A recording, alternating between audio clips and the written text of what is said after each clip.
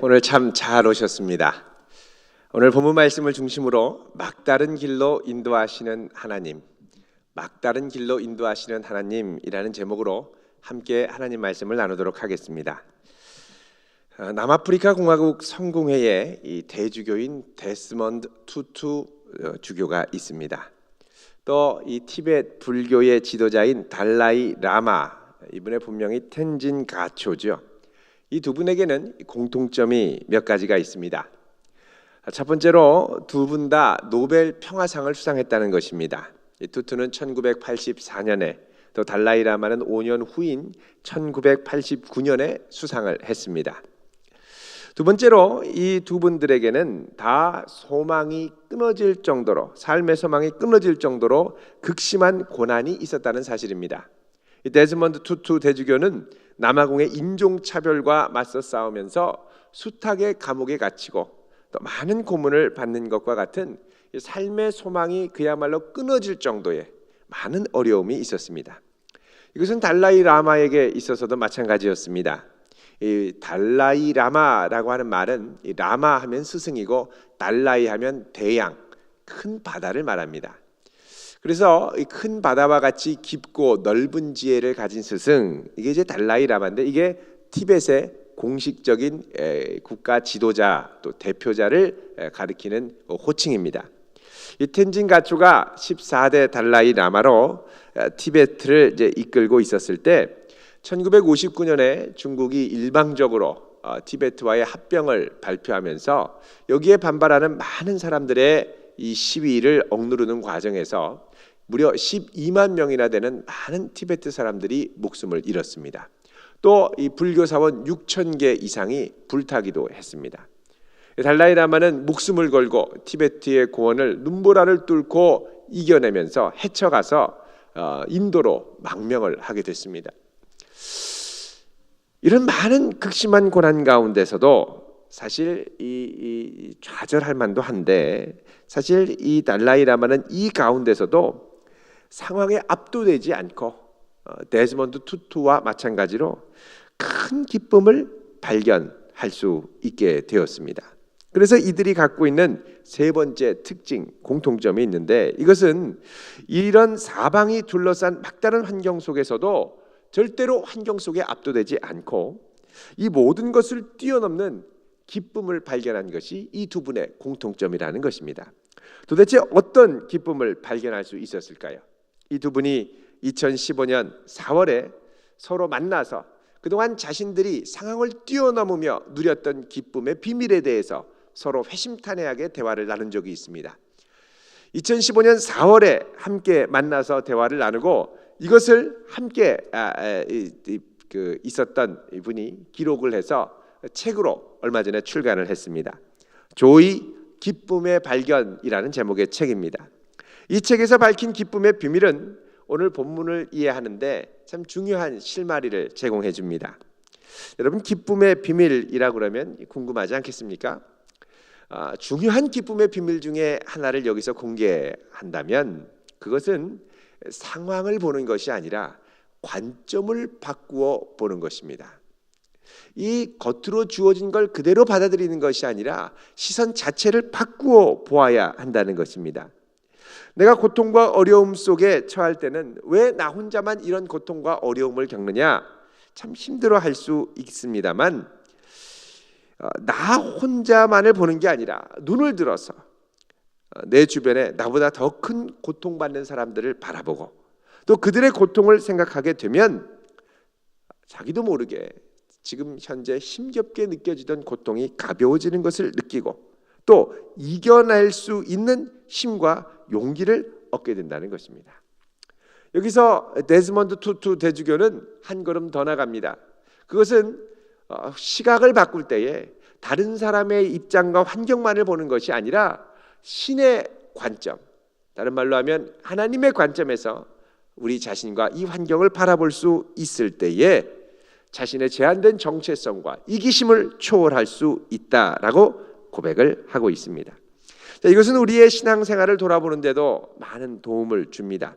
우리가 신앙생활을 새롭게 시작하면서 반드시 시작하는 차원이 있습니다. 그것은 바로 하나님의 인도하심을 받는다는 것입니다. 그동안은 내 생각과 내 마음대로 내 인생을 이끌고 결정했다면 이제부터는 주님의 뜻을 구하고 또 그분의 신비로운 인도하심 속에 순종하면서 살아가는 놀라운 경험을 하게 됩니다.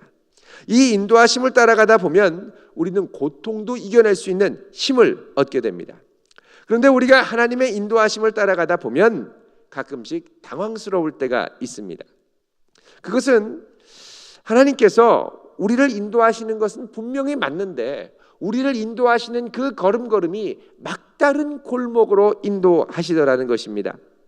그 막다른 골목에서는 우리가 상상할 수 있는 모든 가능성이 사라지고 희망이 보이지 않는 것 같습니다. 우리가 하나님의 인도를 따라가는 것은 할 수 있는 한 어떻게 보면 이런 고통으로부터 자유롭고 힘들고 어려운 것을 피하고 형통하기 위해서 그분의 인도하심을 따라가는 건데 오히려 그분의 인도하심을 따라갔더니 이렇게 힘들고 어려운 상황으로 우리를 인도하신다는 것입니다. 자, 이럴 때 우리는 어떻게 해야 되겠습니까? 자, 오늘 본문은 이럴 때 우리가 바라보아야 할 것들이 무엇인지 이것에 대해서 소중한 통찰을 제공해주고 있습니다. 오늘 본문 말씀은 무엇보다 이 구조적인 면에서 이 전체 본문의 구조적인 틀에서 우리에게 새로운 통찰을 줍니다. 그것은 오늘 본문이 나뉘어지는 오늘 본문이 크게 세 단락으로 나뉘어지는데 이 세 단락은 우리가 막다른 골목으로 하나님의 인도하심을 따라 나아갔을 때 이 세 단락이 제시하는 관점을 균형 있게 보아야 한다는 것입니다. 자, 그럼 이 세 단락은 어떻게 이루어졌느냐? 먼저 1절부터 4절까지 하나님과 모세와의 관계입니다. 또 두 번째는 5절부터 9절까지 애굽 그리고 이스라엘을 둘러싸고 있는 주변의 환경과의 관계입니다. 세 번째는 10절부터 14절까지 모세와 이스라엘과의 관계입니다.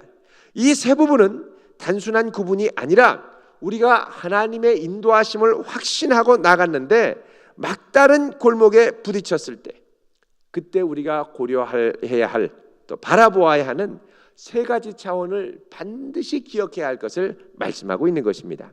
자, 인생의 막다른 골목에 이를 때에 우리는 먼저 1절에서 4절에서 제시하는 것과 같이 이 모든 상황을 주관하시는 하나님의 주권을 인식하고 있어야 합니다. 또 두 번째로 우리는 오늘 보면 5절에서 9절이 제시하는 것처럼 우리를 둘러싸고 짓누르고 있는 이 외부 환경, 그 외부 환경이 갖고 있는 본질적인 측면이 무엇인가 이것을 꿰뚫어보고 있어야 합니다. 세 번째로는 이 막다른 골목에서 우리에게 주도적인 영향을 끼치는 인도자 그리고 이 지도자를 원망 어린 눈이 아닌 긍정적인 시각으로 볼 수 있는 변화가 우리에게 있어야 한다는 것입니다. 자, 이런 세 가지 균형 잡힌 시선이 우리에게 있어야 함에도 불구하고 우리가 막상 막다른 골목에 도달하게 되면 사실 이 세 부분을 균형 있게 본다는 것이 쉽지가 않습니다. 막다른 골목에 있게 되면 일단 우리 자신이요 다급해지고 불안해지게 됩니다. 그래서 우리는 이 모든 상황을 주관하시는 하나님을 보지 못하게 되고 그 다음에 두 번째로는 환경에 압도돼서 환경의 부정적인 것만 보게 되고 그 다음에 세 번째로는 눈에 보이는 지도자를 원망하고 탓을 돌리게 됩니다. 이게 바로 이스라엘 백성들이 범했던 시행착오의 패턴입니다. 이걸 동일하게 우리도 밟을 가능성이 크다는 것입니다. 자, 오늘 말씀 1절, 2절을 그러면 좀 구체적으로 좀 보도록 하겠습니다. 1절, 2절입니다. 읽겠습니다. 여호와께서 모세에게 말씀하여 이르시되 이스라엘 자손에게 명령하여 돌이켜 바다와 믹돌 사이에 비하히롯 앞 곧 바알스본 맞은편 바닷가에 장막을 치게 하라. 아멘. 자, 오늘 말씀에 따르면 이스라엘은 분명히 하나님의 인도하심을 따라가다가 그 가던 길을 하나님이 말씀하셔서 돌이키게 됐습니다. 명령하여 돌이켰다라고 그러죠. 방향을 전환하는 것입니다. 하나님이 강권적으로 역사하셔서 방향을 전환해서 정착을 하게 됐는데 장막을 치게 되는데 그곳이 어디냐? 바로 비하히롯이라고 하는 곳입니다. 자, 이 비하히롯이라는 지명은 그 뜻 자체가 운하 또는 수로의 입이라는 뜻입니다. 그러니까 홍해가 시작하는 바닷가 바로 입구 앞에 장막을 치고 머문 것입니다. 자, 여기까지는 분명히 하나님의 인도하심입니다. 부인할 수 없는 인도하심입니다. 이 부인할 수 없는 인도하심이라는 걸 우리가 어떻게 합니까? 자, 바로 앞에 있는 13장 21절에서 22절 말씀이죠. 여기를 한번 같이 읽어보겠습니다. 여호와께서 그들 앞에서 가시며 낮에는 구름 기둥으로 그들의 길을 인도하시고 밤에는 불 기둥을 그들에게 비추사 낮이나 밤이나 진행하게 하시니 낮에는 구름 기둥 밤에는 불 기둥이 백성 앞에서 떠나지 아니하니라. 아멘. 자, 하나님께서 분명히 눈에 보일 수 있는 구름으로 낮에는 구름 기둥으로 이스라엘 진영 전체를 덮으시고 또 밤에는 불 기둥으로 환하게 비춰서 이스라엘을 걸음걸음 인도하셨는데 가던 길을 돌이켜서 어디로 오게 했느냐?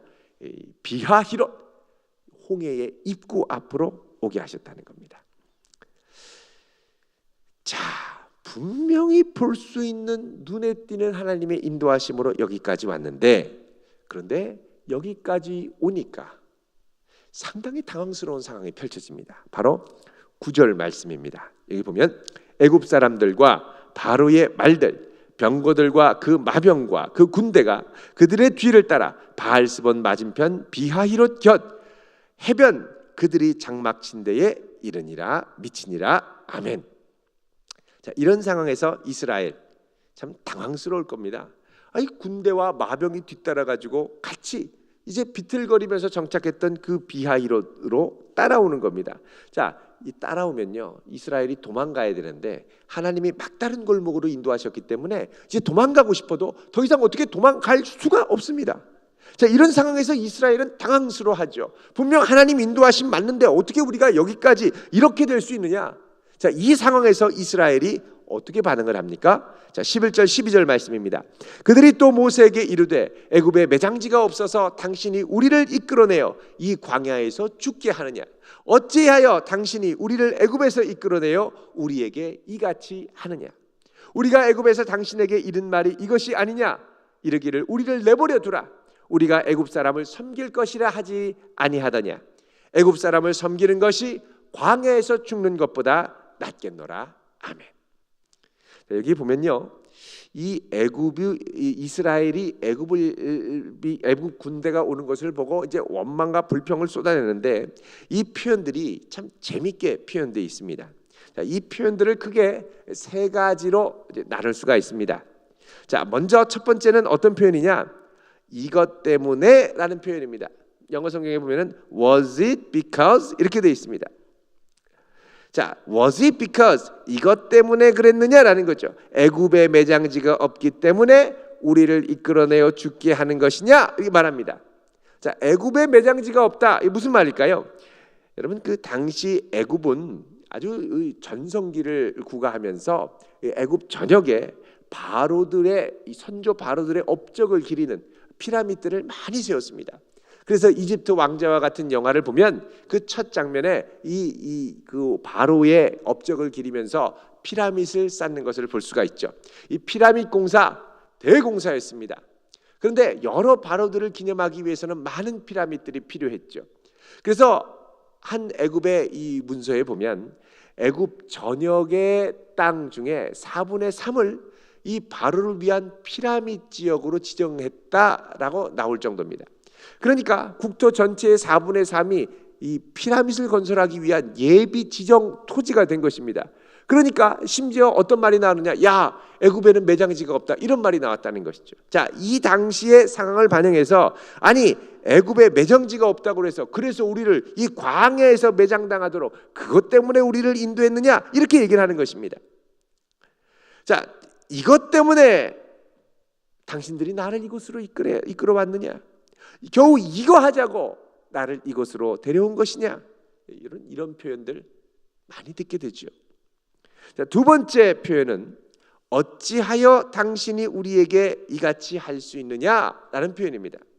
영어 성경에 보면 What have you done? 이런 말입니다. What have you done? 당신이 지금 뭘 한 거냐? 이런 말이죠. 도대체 왜 이러는 거냐? 어떻게 이럴 수가 있느냐? 위기 가운데 있으면 충분히 이런 말을 우리가 할 수 있습니다. 세 번째로는요, 영어로 하면 Is this not?입니다. Is this not? 12절에 보면 우리가 애굽에서 당신에게 이른 말이 이것이 아니냐 이르기를 우리를 내버려 두라 우리가 애굽 사람을 섬길 것이니라 이렇게 얘기했다는 겁니다. 한마디로 그러게 내가 뭐라고 했느냐? 내가 그냥 전에 내버려 두라고 했지 여기 애굽 사람 섬기는 게 훨씬 낫다고 그랬잖아 이렇게 얘기를 하는 겁니다. 자, 그런데 여러분 이게 사실 상당한 과장이고 거짓말입니다. 이스라엘 백성들이 이전에 바로의 폭정 아래 있을 때 어떻게 했습니까? 하나님께 울부짖으며 기도하며 하나님 제발 우리를 살려주십시오 그렇게 간구했었습니다. 그래서 하나님이 그들의 부르짖음을 들으시고 모세를 보내신 거죠. 근데 모세가 갔을 때 하나님께서 당신들을 이렇게 구원하려고 하십니다 라고 얘기할 때 아마도 이스라엘 사람들은 약간 의심의 눈초리가 있었던 것 같습니다. 그래서 이 모세의 이야기를 듣고서 아유 그래도 여기 있는 게 낫지 않을까 아마 염려스럽게 이렇게 얘기를 한 사람이 일부 있었던 것 같습니다. 그런데 상황이 난처해지니까 그 전에 했던 일부 난처했던 당황스러워서 했던 내뱉었던 작은 말 한마디를 크게 확대해서 그거 봐 내가 뭐라고 했어 이런 식으로 얘기를 하는 겁니다. 우리도 주변에 보면 이런 분들이 있지 않습니까? 아예 하자고 해놓고서는 조금 어려워지니까 내가 안 한다고 했는데 왜 나를 끌고 와서 이러느냐 이런 식으로 얘기하는 분들이 가끔씩 계시죠. 자 이렇게 이 이스라엘 백성들이 그 모세에게 원망한 것 이것 때문에 그러냐 어찌하여 이럴 수 있느냐 내가 그 전에 이렇게 얘기하지 않았느냐. 자 이런 말들 우리가 난처한 상황에서 리더 지도자에게 쏟아낼 수 있는 가장 흔한 표현들입니다. 지금 이스라엘들은 자신의 현 상황을 하나님의 인도하심이라는 관점에서 보지 못하고 모세의 탓으로 막 돌리면서 극단적인 원망을 쏟아내고 있습니다. 진실이 아닌 것조차 과장해서 진실이라고 주장하고 차라리 죽는 것이 낫겠다라는 아주 극단적인 표현까지 동원을 하고 있습니다. 그런데요, 재미있는 것이 있습니다. 이들이 지금 모세를 향하여 원망을 쏟아내고 있는 이 표현들을 가만히 보면 여기에 하나님이라는 표현이 빠져 있다는 것입니다. 하나님이 빠져 있고 우리 이스라엘 백성 그리고 당신 모세 이 두 사람에 관한 이야기만 나오고 있다는 것입니다. 왜 그들의 표현에는 하나님이 빠져 있을까요? 그것은 이스라엘 백성들의 마음에는 지금 하나님이 일하심에 대한 거룩한 상상력을 잃어버렸기 때문에 그렇습니다.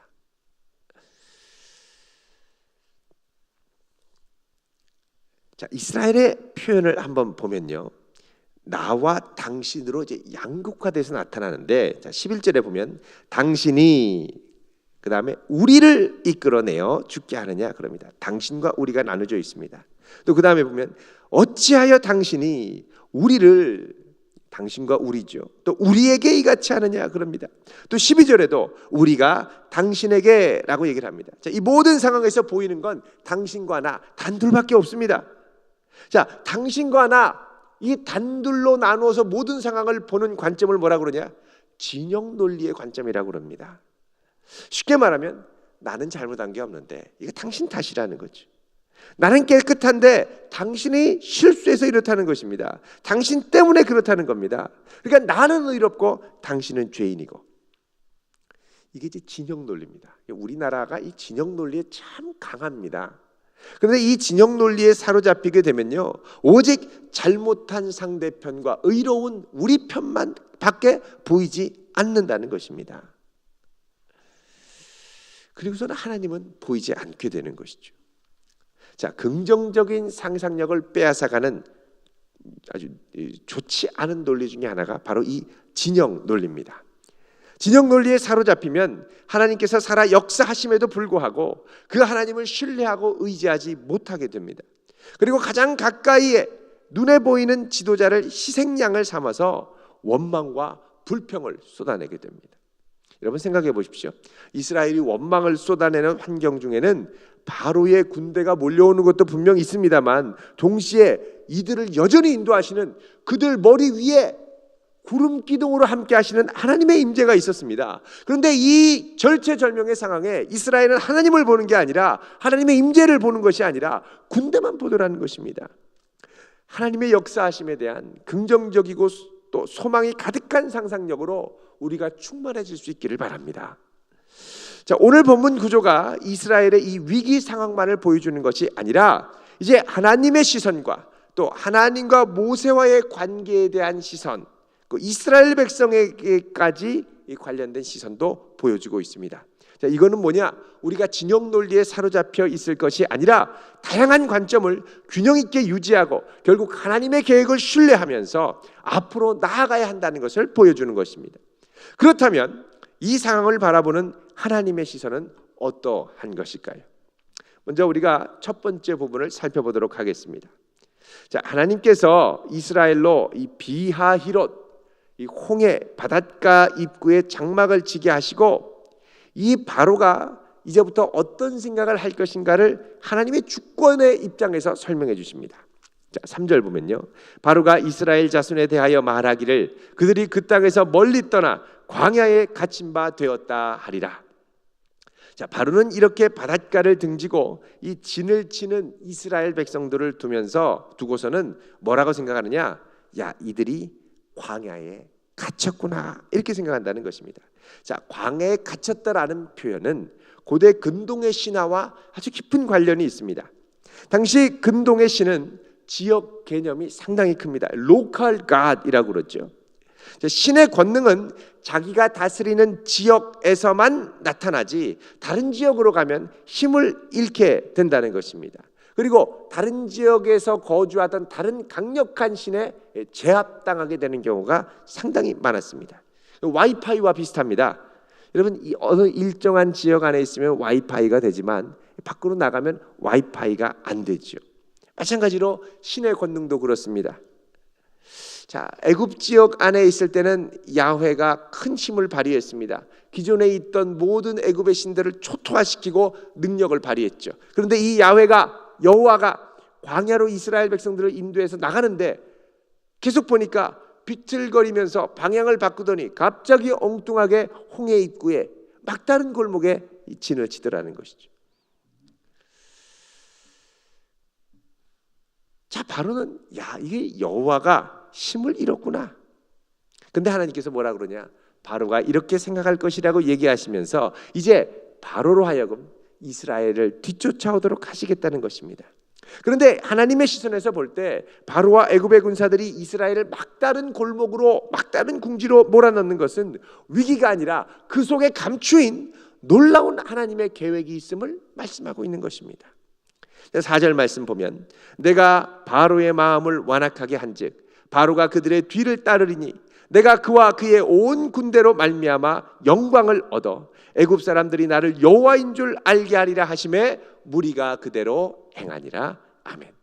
자, 여기 보면 하나님께서 뭐라 그러냐? 바로와 그의 온 군대로 말미암아 영광을 얻겠다라고 말씀하십니다. 자, 하나님의 시선에서 막다른 골목이라는 건 뭐냐?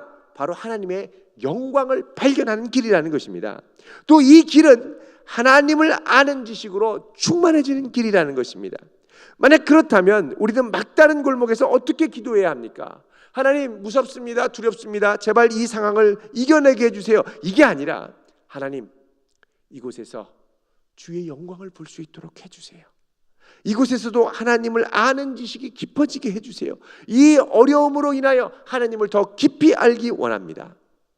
물론 우리가 이 상황을 모면하기 위한 기도도 해야 되겠지만 이걸로 더 놀라운 하나님의 영광을 드러내고 또 더 깊이 하나님을 아는 지식이 생길 수 있도록 구할 수 있어야 한다는 것입니다.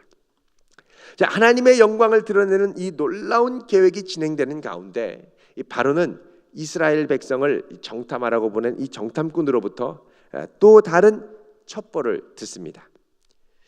자, 5절입니다. 그 백성이 도망한 사실이 애굽 왕에게 알려짐에 바로와 그의 신하들이 그 백성에 대하여 마음이 변하여 이르되 우리가 어찌 이같이 하여 이스라엘을 우리를 섬김에서 놓아 보내었는가 하고. 아멘.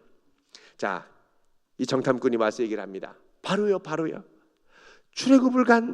출애굽한 이 이스라엘 백성들, 여호와께 제사를 드리겠다던 저들이 이제 제사 드리겠다고 갔던 사흘 광야길을 넘어서 경계를 넘어가게 됐습니다. 아니, 사흘간 제사 드리고 오겠다는 이들이 이제 아예 넘어갔다는 사실을 알게 된 겁니다. 그러면서 하는 말이 바로요. 그런데 저들이 경계를 넘어가서 가다 보니까 비틀거리면서 비하이롯 앞에 방향을 틀더니 결국 바닷가를 마주보고 진을 치게 됐습니다.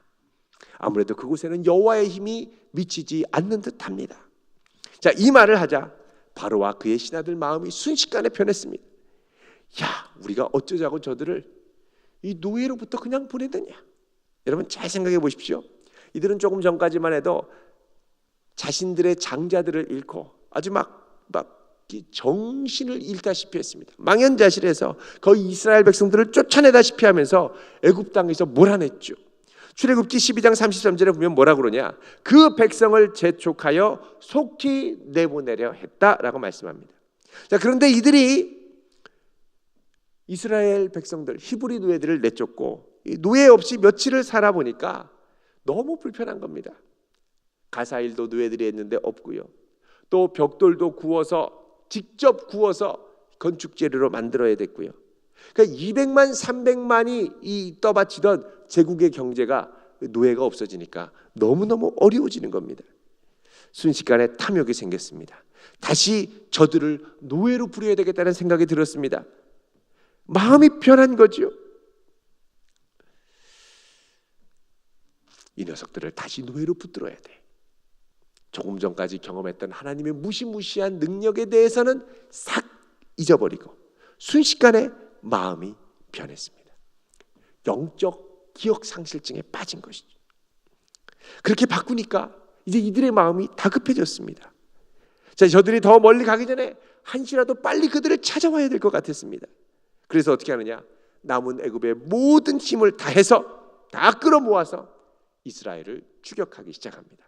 자, 6절 7절 말씀 보면요, 바로가 곧 그의 병거를 갖추고 그의 백성을 데리고 갈새 선발된 병거 600대와 애굽의 모든 병거를 동원하니 지휘관들이 다 거느렸더라. 아멘. 여기 보면 지휘관들이 병거를 거느렸다고 그럽니다. 자, 우리가 생각할 때 병거하면 1인용 병거를 생각할 수 있습니다만 여기서 지휘관이 다스리는 병거는 적어도 3명, 4명, 5명, 3명 이상 타고 있는 아주 강력한 당시의 첨단 공격 무기였습니다. 중무장을 한 병거였죠. 그러니까 한 사람은 말을 몰고 한 사람은 방패를 들고 외부의 활과 창을 막는 이 방패막이 역할을 하고 또 이 병거에 탄 한 사람 또는 두 사람 때로는 세 사람은 조를 이루어서 사방으로 화살을 쏘아댑니다. 이게 바로 이 병거였죠. 병거의 위력이었습니다. 아주 강력했습니다. 보통 이 애굽이 왕권을 통해서 이 군수 목록들을 기록한 기록들을 보면 보통 왕조마다 한 200에서 250대 정도의 이 병거들을 갖고 있었습니다. 그런데 여기는 600대라고 하죠. 상당히 많은 숫자였습니다. 자, 이렇게 해서 이들이 이스라엘을 붙잡으러 오는데 여기에 하나님의 은밀한 손이 더해졌습니다. 뭐냐? 바로 8절 말씀입니다. 자, 여호와께서 애굽 왕 바로의 마음을 완악하게 하셨으므로 그가 이스라엘 자손의 뒤를 따르니 이스라엘 자손이 담대히 나갔습니다. 자, 여기 보면 뭐라 그럽니까? 애굽 왕 바로의 마음을 완악하게 했다라고 말씀합니다. 완악하게 했다. 자, 처음에는 이 5절에 보면 바로가 자기의 마음을 바꿨습니다.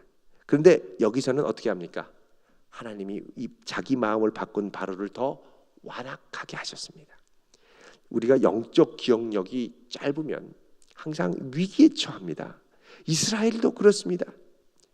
바로만 그런 게 아니라 조금 전까지만 해도 이 10가지 재앙을 통해서 어마어마한 하나님의 능력을 경험하고 또 지금 당장 이스라엘을 붙드시는 구름 기둥과 불 기둥이 함께 하시는 놀라운 능력에도 불구하고 지금 이 이스라엘은 눈앞에 보이는 애국 군병 앞에 이 모든 영적 기억들을 상실합니다. 그래서 이런 위기의 시기에는 영적인 지도자가 중요합니다. 영적인 지도자는 뭐 하는 사람이냐? 바로 백성들의 상상력을 바꾸는 사람들입니다. 모세는 이스라엘 백성들 앞에 나서서 이들로 잃어버린 하나님의 능력에 대한 새로운 기억력 그리고 하나님을 아는 지식을 회복시키고 이들의 부정적인 상상력을 바꾸는 사명을 감당합니다. 13절 보십시오. 모세가 백성에게 이르되 너희는 두려워하지 말고 가만히 서서 여호와께서 오늘 너희를 위하여 행하시는 구원을 보라. 너희가 오늘 본 애굽 사람을 영원히 다시 보지 아니하리라. 아멘. 자, 모세가 선언합니다. 너희는 두려워하지 말라. Do not be afraid. 부정적인 상상력을 가두라는 것입니다. 거둬버리라는 것입니다. 두려워하지 말라는 건 뭐냐? 다른 한편으로 너희의 마음에 이제부터는 주님께서 두려움을 이길 평안을 주시겠다는 약속입니다. 자, 하나님께서 그의 언약 백성들에게 주시는 약속 중에 중요한 것이 바로 평안입니다. 그래서 하나님께서는 그의 언약의 선조들, 예를 들면 창세기 15장에 보면 아브라함에게 나타나셔서 뭐라 그러냐? 아브라함아 두려워하지 말라. 내가 너의 큰 상급이니라. 또 이삭에게도 나타나셔서 창세기 26장에 보면 두려워하지 말라. 그러니까 하나님께서는 그의 자녀들 언약 백성들에게 나타나셔서 평강, 샬롬을 주기를 원하신다는 겁니다. 평강이 있다라는 건 뭐냐? 하나님의 평강이 충만한 상태는 곧 하나님의 통치가 온전히 이루어진 상태라는 것입니다. 그래서 두려워하지 말라는 것은 이제부터 이 상황을 하나님이 주관하시고 다스리신다는 약속이라는 것입니다. 자, 그러면서 하나님께서 말씀하십니다. 너희는 가만히 서서 여호와께서 오늘 너희를 위하여 행하시는 구원을 보라. 그러면서 14절에 여호와께서 너희를 위하여 싸우시리니 너희는 가만히 있을지니라. 자, 지금 이 상황은요, 너희가 어떻게 해야 할 상황이 아니라 하나님이 주관하시는 상황이라는 것입니다. 이 하나님께서 너희를 위하여 싸우실 상황이라는 것입니다. 자, 10가지 재앙을 통해서 역사하셨던 그 능력의 하나님, 이 하나님이 이제 이스라엘을 위해 싸우실 텐데 너희는 가만히 있어 하나님의 구원을 보라는 겁니다. 여태까지 이스라엘은 이 다가오는 이 애굽 군병들을 향해서 어떻게 피할까, 어떻게 도망갈까, 큰일 났다, 그러니까 어떻게든 자기 힘으로 이 상황을 모면하려는 생각만 했습니다. 그런데 하나님께서는 뭐라 그러냐? 이 전쟁은 너희들이 싸울 전쟁이 아니라 바로 내가 싸울 전쟁이라는 겁니다. 그래서 너희는 뭐 해야 되느냐? 이제부터는 가만히 있으라는 거예요. 가만히. 그리고 하나님의 구원을 보라. 보라는 건 뭡니까? 알라는 말입니다. 이제부터 하나님께서 행하실 놀라운 구원 역사를 보고 알라는 겁니다. 하나님을 아는 지식으로 충만해지라는 것입니다. 자, 여기에 놀라운 영적 비밀이 감추어져 있습니다. 그것은 하나님께서 우리를 막다른 골목으로 인도하시는 이유는 우리로 당황하고 힘들고 어렵게 하시려는 것이 아니라 하나님의 영광이 드러나는 놀라운 환경과 상황을 친히 보여주기를 원하시기 때문에 인도하셨다는 것입니다.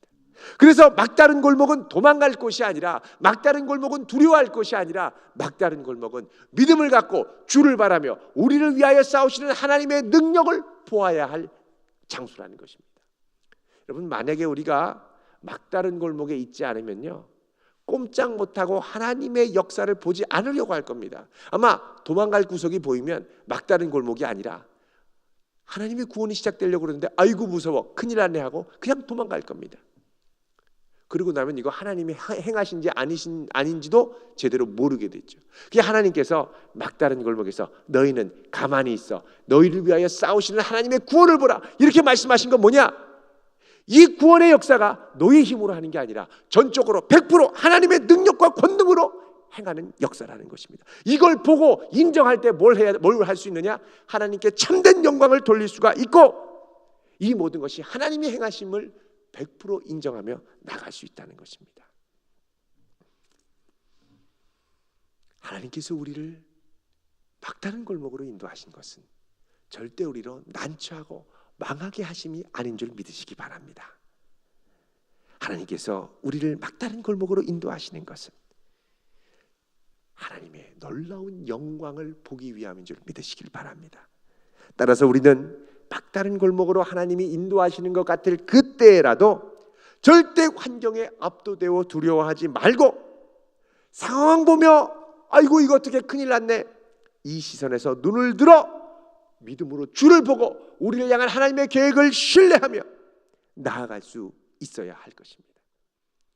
골목길일수록, 막다른 골목일수록 하나님의 영광이 더 놀랍게 드러나는 기적의 현장이 될 줄로 믿습니다.